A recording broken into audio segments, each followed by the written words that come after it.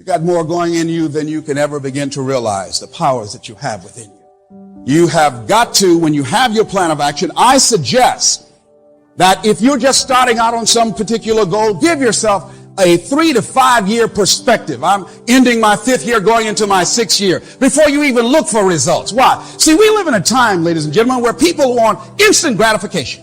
They want it right now. They want it quick fix. Give it to me now. Have these real complicated programs on television, and with a few commercials here and there in 30 minutes, it's solved. Wow! We want it fast, yesterday. It's not like that. You got to have patience.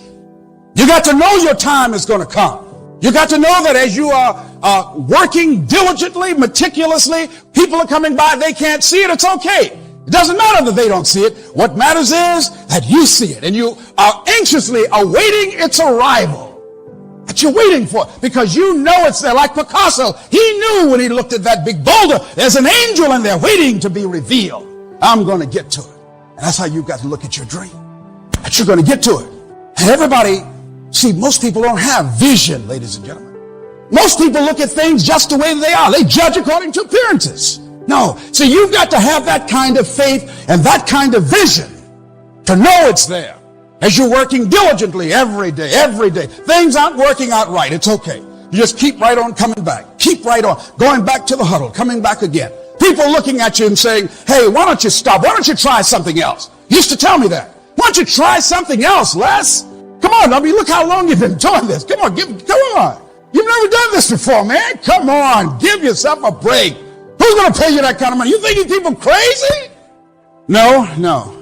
This is what I want to do. This is where I want to go out. This is my calling. I got to do this. I mean, it'd be great if you support it, but if you don't, it's okay. So you got to stick to your stuff, because people will convince you to give up on what you want to do. You'll convince yourself, because it doesn't happen right now. So what you got to do is that during those times, you got to hang on in there and know that as you have patience, as you continue to plan your work and work your plan, plan your work and work your plan, and don't even look up. And let me tell you what happens. You'll have a major breakthrough, and things begin to happen for you, man. You want to make your goal happen? You got to work hard.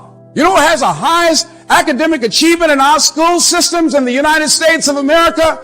Asian kids. Is it because they're genetically superior? No, they did a study. You know what they found out? They work hard. When our kids take the weekend to party, their kids take the time to go to the library. Doesn't take a rocket scientist for that. One of my dreams was to buy a home in Miami, Florida with a swimming pool. I never forget, I hired a family who, the little man told me he was from Cuba, came over on a little boat. I hired him to cut my grass. And this guy not only cut the grass, he cleaned the pool. I didn't ask him to do that. I said, well, how much are you going to charge me for the pool? Oh, no, nothing, sir, nothing. Just pay me for the grass. Oh, no, I've got to pay you for this too. Who do I keep that contract with? That guy. Hard worker.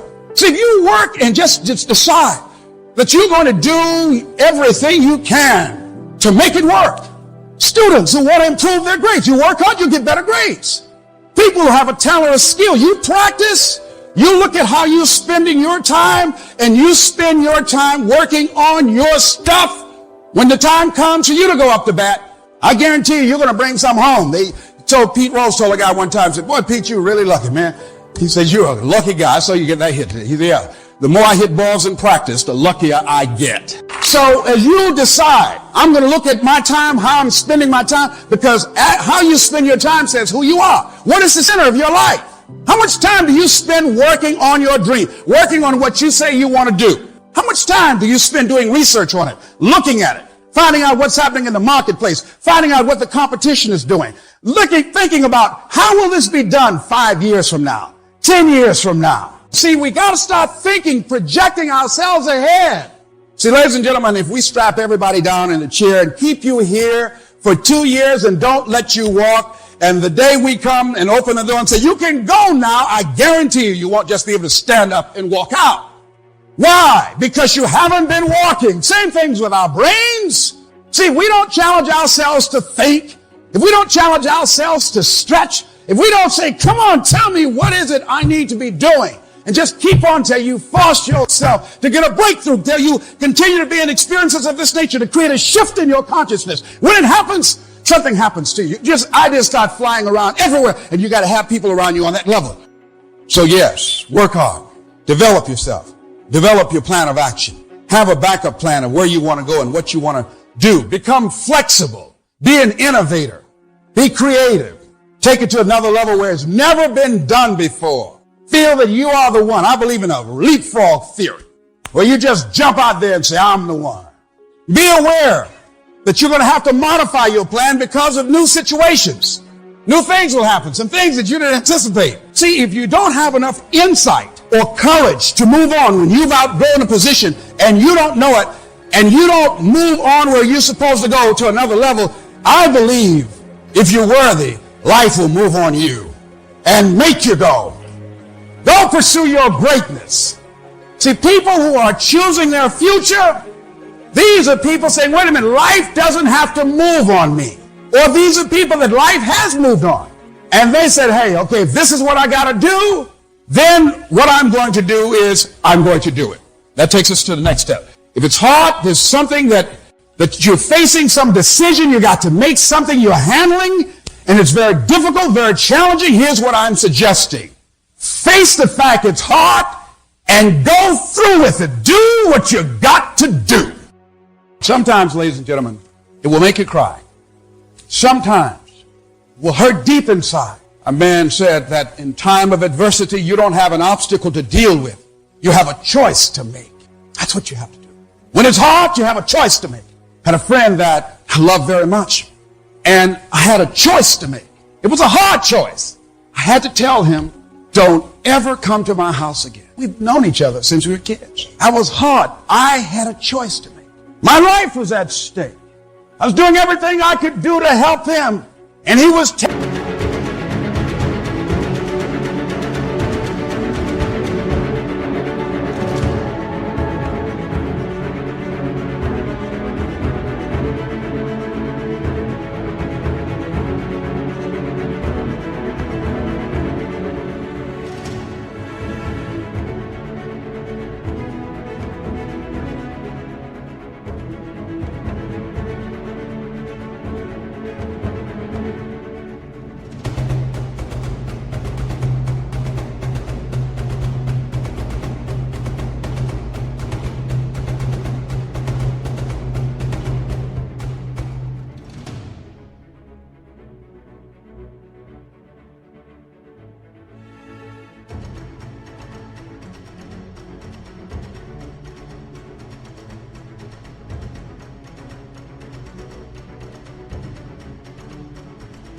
taking me down to the gutter. He was too powerful for me. I couldn't help him. I could only hurt him. I said, no. You must go. He knows I love him. You're the only person never given up on me. I said, I know. I said, but now you got to stand on your own. I can't. I've done all I can do. Go. Hey, come on, man. Come on. We've been together since we were kids. I know. And the person I know is not standing in front of me. I don't know who this person is. And whoever this person is, you must go. And I hope at some point in time, you find yourself. But I can't handle this anymore. Let me tell you something, ladies and gentlemen. If you can't pick the people up in your life, for God's sake, don't let them take you down. And that's anything. Circumstances. Sometimes you have to move to another town. Sometimes you got to take some chances. Sometimes you got to move and don't even know where you're going. But you got to go. Where are you going? I don't know. It's hard changing directions. It's hard deciding to go back to school. You've been out of the classroom for years, sitting around with kids.